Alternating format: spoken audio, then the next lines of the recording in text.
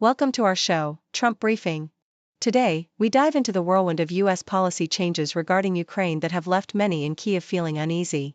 The Trump administration's new stance has raised eyebrows, as it seems to favor negotiations that could undermine Ukraine's sovereignty and security while potentially aligning more closely with Russia's interests. A pivotal summit in Riyadh could clarify these tensions, but the stakes are high, and the outcomes remain uncertain. In lighter news, Gogglebox viewers were taken aback when cast member Giles Woods sided with Donald Trump's critique of Ukrainian President Zelensky's casual attire during a meeting. While Woods supported Trump's view on Zelensky's choice of clothing, his wife, Mary Killen, argued against it, igniting a social media storm. This debate highlights the ongoing struggles Ukrainians face in expressing solidarity amidst the war, proving that even casual conversations can spark serious discussions. Lastly, turmoil within the Reform Party is making waves in British politics, potentially paving the way for Labour leader Keir Starmer's success in future elections. As internal conflicts lead to a decline in support for Nigel Farage, Starmer's approval ratings are on the rise. This political drama not only showcases the fragility of party dynamics but also sets the stage for a significant shift in the political landscape. Please stay tuned for more detailed coverage. CNN reports on the recent tumultuous shift in U.S. policy towards Ukraine, leaving Kyiv in a state of shock and uncertainty. The Trump administration appears to be repositioning itself not as a staunch ally of Ukraine, but rather as a mediator between Kyiv and Moscow, raising concerns about the future of European security and Ukraine's sovereignty. The pressure on Ukraine to make concessions, including a potential deal involving its mineral wealth and military capabilities, has intensified. As hopes hinge on an upcoming meeting in Riyadh between U.S. officials and Ukrainian leaders, the nature of the peace envisioned by Trump remains vague, prompting fears that it may align more closely with Russian interests than those of Ukraine and its European allies. The Independent highlights a surprising moment from the show Gogglebox, where viewers were taken aback by cast member Giles Woods' agreement with Donald Trump's critique of Ukrainian President Volodymyr Zelensky's choice of attire during a White House meeting. The discussion centered around Zelensky's military-style sweatshirt, which he wears as a symbol of solidarity with his country's fighters amidst the ongoing war. While some viewers defended Zelensky's choice, arguing it was appropriate given the context of his leadership in a war-torn nation, others criticized Woods for siding with Trump and his vice president's seemingly dismissive attitude towards Zelensky's appearance, showcasing the polarized opinions surrounding the Ukrainian president's image on the global stage. The Independent also examines the internal turmoil within the Reform Party in the UK, spotlighting the escalating conflict between party leader Nigel Farage and MP Rupert Lowe. Following an attack on Farage by Lowe, the party's cohesion appears to be fracturing, with predictions that it may not sustain its momentum leading into future elections. Farage's history of divisiveness, coupled with the party's recent struggles in local elections, raises questions about its viability as a serious political force. Meanwhile, Labour leader Keir Starmer has seen a boost in support, attributed to his steady handling of crises, potentially positioning Labour favourably for future elections.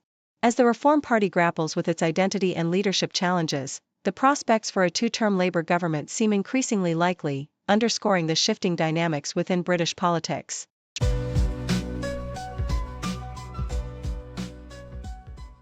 The Globe and Mail reports on a poignant protest that took place outside the U.S. Embassy in Kyiv on International Women's Day, where Ukrainians expressed their feelings of betrayal by President Donald Trump.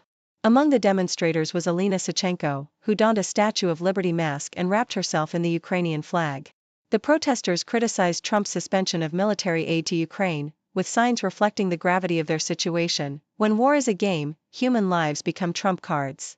The protest highlighted the dire circumstances in Ukraine, where recent Russian bombings have resulted in casualties, reinforcing fears that U.S. aid restrictions are emboldening the Russian military.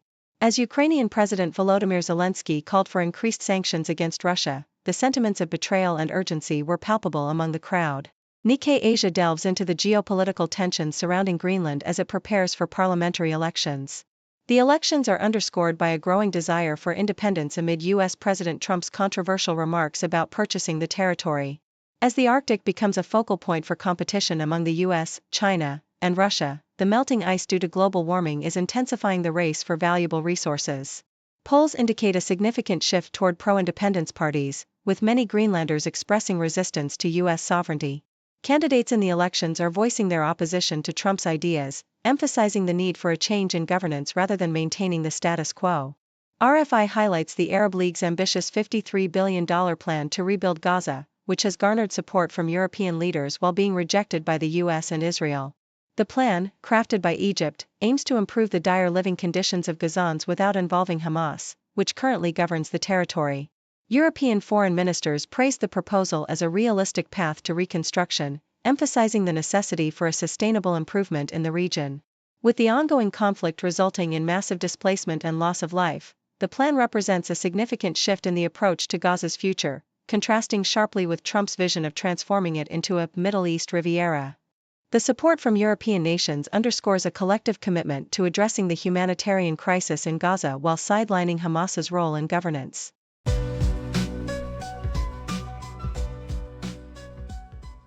The Toronto Star reports that foreign ministers from Muslim nations convened in Saudi Arabia to firmly reject President Donald Trump's controversial proposal to displace the Palestinian population from Gaza. Instead, they expressed support for an Egyptian-backed plan to establish an administrative committee to govern Gaza, facilitating reconstruction efforts. The Organization of Islamic Cooperation, OIC, representing 57 Muslim-majority countries, condemned any attempts at ethnic cleansing and policies that starve Palestinians into leaving. The ongoing ceasefire, which has now been complicated by Israel's refusal to negotiate terms for the next phase, has seen significant humanitarian crises, with Israel cutting off essential supplies to Gaza, exacerbating the suffering of its over 2 million residents. The Independent highlights a dramatic act of vandalism at Trump's Turnberry Golf Resort in Scotland, where activists expressed their outrage over his remarks regarding Gaza. The activists, part of Palestine Action, defaced the property with red paint and messages like, "Gaza is not for sale," protesting Trump's plans to ethnically cleanse the region. Trump's recent comments about transforming Gaza into a luxurious destination have drawn widespread condemnation, and the activists' actions are a direct response to the perceived commodification of Palestinian land. This incident underscores the growing tensions surrounding Trump's policies and rhetoric, as well as the passionate resistance from those advocating for Palestinian rights. The Toronto Star also covers the essential role of Amira Elgawaby, Canada's special representative on combating Islamophobia, who argues that her position is crucial in today's political climate, which increasingly threatens diversity and inclusion. Elgawaby recently released a groundbreaking guide addressing Islamophobia, aimed at policymakers and the public, emphasizing the need for understanding and combating discrimination. Despite criticism from figures like conservative leader Pierre Poilievre, who labeled her role as useless, Elgawaby's work aims to highlight the historical and contemporary contributions of Muslims in Canada, countering harmful stereotypes and advocating for the rights of marginalized communities. The guide also acknowledges the intersection of Islamophobia with rising anti-Palestinian sentiment, reflecting the broader challenges faced by Muslim communities in the current socio-political landscape.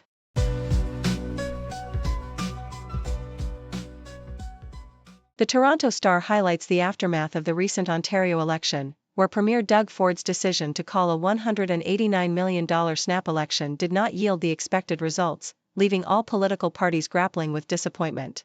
Ford's Progressive Conservatives managed to increase their popular vote to 42.9% but lost 3 seats, including one in his own Etobicoke base, leading to a sense of sulking among party officials. The New Democrats, under Marit Stiles, remain the official opposition despite a significant decline in support, while Bonnie Crombie's Liberals regained official party status but failed to secure a seat, even after a decade as Mississauga's mayor. The Greens, led by Mike Schreiner, maintained their 2 ridings but saw a drop in their overall vote share. Political analysts pointed out that the election results revealed critical lessons for all parties, emphasizing the NDP's struggle to convince voters of Ford's shortcomings and the Liberals' bittersweet victory of increased support without a corresponding rise in seats. As the parties prepare for the next legislative session, the landscape remains fraught with challenges, particularly for the NDP, which faces a leadership review amid declining popularity. Thank you for tuning in. The content above showcases the latest briefing reports and analytical synopses, thoughtfully curated by the 6Do team. These insights stem from a wide array of reputable media outlets, think tanks, government sources, and specialized experts worldwide. We encourage you to explore these sources for a comprehensive perspective. Keep in mind that while the content may not always align with the official standpoint of 6Do Brief, it's not meant to be taken as absolute directives for decision-making. Comprising seasoned media professionals, learned scholars, and accomplished scientists, the 6Do team embodies a trailblazing, fully independent media entity. To customize 6Do Brief to meet your professional needs, you have the option to subscribe to a diverse array of briefings on our website, 6dobrief.com. Regardless of your location, you can conveniently receive 6 do brief via email.